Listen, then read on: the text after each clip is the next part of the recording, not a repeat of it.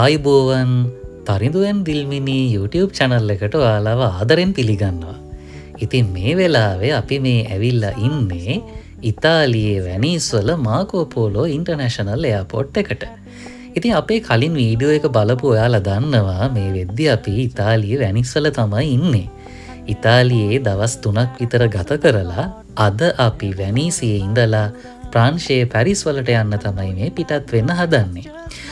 අපේ හිතවත් ගෙදරක ඉඳලා අද උදේම ඒ මල්ලි තමයි අපිව මේ එයාපෝට් එකට ගෙනාවේ.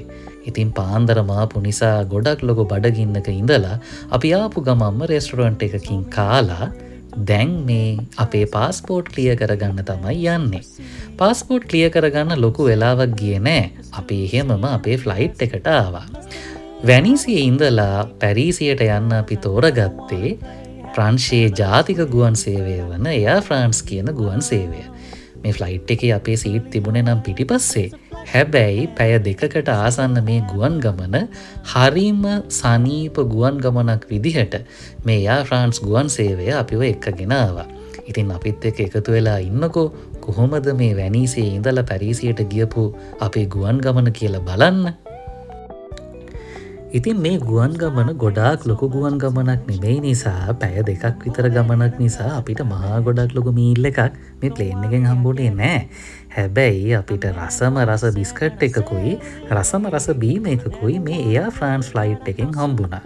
ඉතින් මේ රස ස්නැක් එකත් රස විඳින ගමන් පහලින් පේන ලස්සන හිම කඳුයි වලාකුළුයි බලාගෙන අපි පැය 2ක් ෆ්ලයි කළා. ඉතින් ඔයාලත් බලන්නකො මේ පහලින් පේන වලාකුළු ටිකයි හිමකඳු ටිකයි කොච්චර ලස්සනද කියලා. මේක දිහා බලාගෙන යද්දී පැය 2ක් යනවද කියලා අපිට දැනුනේවත් නැහැ. ඉතින් මම හිතන්නේ අපි පහු කලේ ස්විට්සර්ලන්තේ ඇල්ප්ස් කඳුපන්තිය වෙන්න ඕනේ. මේ ලස්සන දර්ශනය බලාගෙන පැය 2කට ආසන්න කාලයක් අපි මේ ෆ්ලයිට් එකේ ගියා.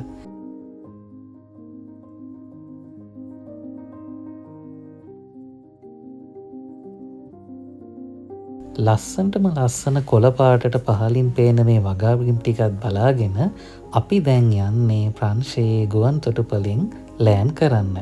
ඉතින් ටික දැන් ෆ්ලයිට් එක පොළොව මට්ටමට පාත් කරන ගමන් තමයි ඉන්නේ. ඉතින් අපි හරිම කැමැත්තෙන් හිටියේ ප්‍රංශයේ ගෙවන තවත් දවස් 2ක ලස්සන අත්දැකීමක් ලබා ගන්න. ඉතින් එකතු වෙලා ඉන්න අපේ වීඩියෝ එකත් එක්ක. අපි දැන් පැය 2කට ආසන්න ගුවන් ගමනක් ගෙවලා ඇවිල්ලා මේ ගොඩ බැලලා ඉන්නේ ප්‍රංශයේ පැරිස් වල තියෙන චාල්ස් ද ගෝල් කියන ජාත්‍යන්තර ගුවන් තොටුපළට. දැන් අපි ෆ්ලයිට් එකේ ඉඳලා ටිකක් ඉක්මනට එයාපෝට් එක ඇතුළට ගියේ අපේ පාස්පෝර්ට් ක්ලියර් කරගන්න ඕන වෙයි කියලා හිතලා.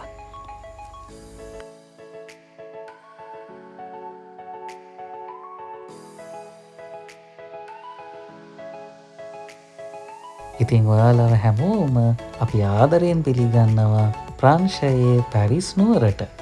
පැරිස් නුවර ලස්සන එයාපෝට් එකට ආපු ගමන්ම අපිට පෙනුණා. එයාපෝට් එකත් ඒ වගේම ලස්සනයි. හැබැයි මේ එයාපෝට් එකට ඇවිල්ලා ටික වෙලාවක් යනකම් කොයි පැත්තට යනවද කොයි පැත්තෙන් පාස්පෝර්ට් ක්ලියර් කරගන්නවද කියලා අපිට එච්චර ලොකු අදහසක් තිබුණේ නැහැ. ටිකක් වෙලා ගියාම තමයි අපිට තේරුනේ අපි දැනටමත් ෂෙනගන් වීසා ක්ලියර් කරගෙන තියෙන නිසා අපිට අලුතෙන් පාස්පෝර්ට් ක්ලියර් කරගන්න කවුන්ටර් එකකින් යන්න ඕනේ නැහැ කියලා. අපිට ඩිරෙක්ට්ලිම එයාපෝට් එකෙන් එළියට යන්න ඇක්සස් තිබුණා. Bonjour tout le monde, c'est Tarindu and Dilmini YouTube channel. Aujourd'hui, nous sommes à Paris. Tarindu and Dilmini YouTube channel එකට ඔයාලව සාදරයෙන් පිළිගන්නවා. අද අපි ඇවිල්ලා ඉන්නේ පැරිස් වල. ඉතින් අපේ කලින් වීඩියෝ එක ඔයාලා බලුවා නම් මේ වෙද්දි දන්නවා අපි ලන්ඩන් ඉඳලා යුරෝප් වලට පොඩි ටුවර් එකක් ඇවිත් හිටියේ. ඔයාලා කලින් බලපු වීඩියෝ එකේ දකින්න ඇති අපි ලන්ඩන් ඉඳලා රෝම් වලට ඉතාලි වල රෝම් වලට ආපු හැටි සහ ඒ වගේම ඉතාලි වල අපි වැනීස් වලට ගියපු හැටි ගැන. ඉතින් අද වීඩියෝ එකෙන් අපි අරගෙන එන්නේ අපි ෆ්‍රාන්ස් වල පැරිස් වල කරන දවස් 2 ටුවර් එකක් ගැන. ඉතින් අපි අද පැරිස් වලට ආවේ ඉතාලි වල වැනීස් වල ඉඳලා වැනීස් එයාපෝට් එකේ ඉඳලා පැරිස් වල එයාපෝට් එකට ආවේ එයා ෆ්‍රාන්ස් ෆ්ලයිට් එකේ. ඉතින් එකතු වෙලා ඉන්න අද අපේ වීඩියෝ එකත් එක්ක අපි තාම විනාඩි 10ක්වත් නැහැ පැරිස් වලට ලෑන්ඩ් කරලා. අපි මුලින්ම කරන්න යන්නේ අපේ හෝටල් එකට චෙක් ඉන් වෙලා හවසට ඔයාලත් එක්ක එකතු වෙන්නම් පැරිස් සිටි එකට යද්දී. චාල්ස් ද ගාලෝ එයාපෝට් එකේ ඉඳලා අපි අපේ හෝටල් එකට යන්න මෙන්න මේ මෙට්‍රෝ ලයින් එකේ තමයි ආවේ. ඉතින් පැරිස් වලට ඇවිල්ලා මේ මෙට්‍රෝ එකේ ඇවිල්ලා දැන් අපි අපේ හෝටල් එකට චෙක් ඉන් වෙලා රූම් එක ඇතුළට යන්නයි මේ හදන්නේ. අපි පැරිස් වල නතර වෙන්න බුක් කළේ හොටෙල් F1 පැරිස් පෝතේද ෂැතියන් කියන හොටෙල් එක.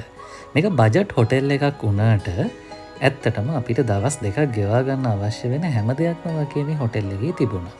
මේකේ තිබුණු වැදගත්ම දේ තමයි ගාන අඩු වෙනවා වගේම අපිට පැරිස් වල බලන්න ඕන වෙන හැම ලොකේෂන් එකකටම ඉතාම ලේසියෙන් යන්න පුළුවන් කමක් මේ හොටෙල් එකේ ඉඳන් අපිට තිබුණා. බලන්නකො මේ බිත්තිය දිහා.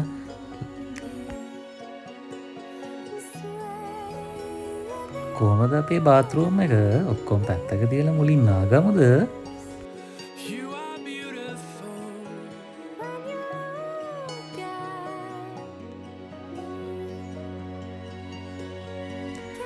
හොටෙල් එකට චෙකින් වෙලා වොෂ් එකක් එහෙම දාලා පොඩි වෙලාවක් රෙස් කරලා හවස් වෙලා අපි මේ එළියට බැස්සේ පැරිස් වල පොඩි රවුමක් යන්න. ඉතින් අපේ පළවෙනිම ලොකේෂන් එක තමයි අපි කවුරුත් යන්නම කැමති අයිෆල් ටවර් එක.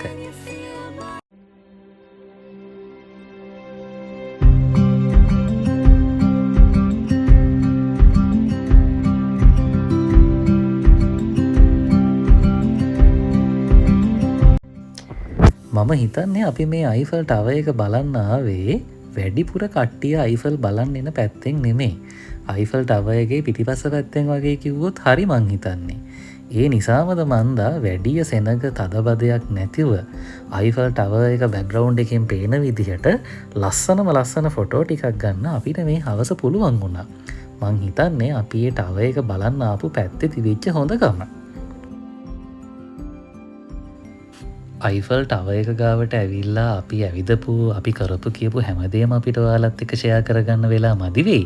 අපිට පුළුවන් හැමදේම ඒත් අපි මේ වීඩියෝ එකෙන් ඔයාලට පෙන්වන්නම්.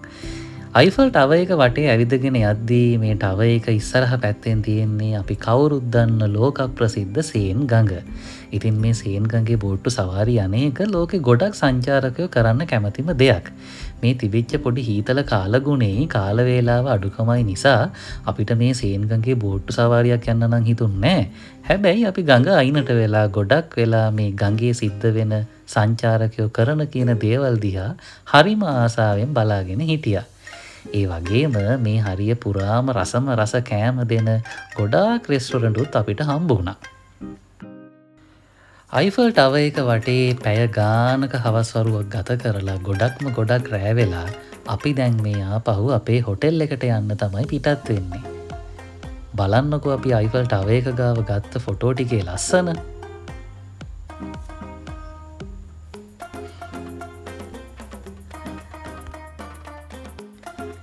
ඉතින් මේ ලස්සන ෆොටෝ ටිකත් එක්කම මේ වීඩියෝ එකෙන් අපි සමුගන්නවා. ප්‍රංශයේ ඉතුරු දවස්වල අපි මොකද කළේ කියලා බලන්න අපි ඊළඟ වීඩියෝ එකත් එක්ක එකතු වෙන්න.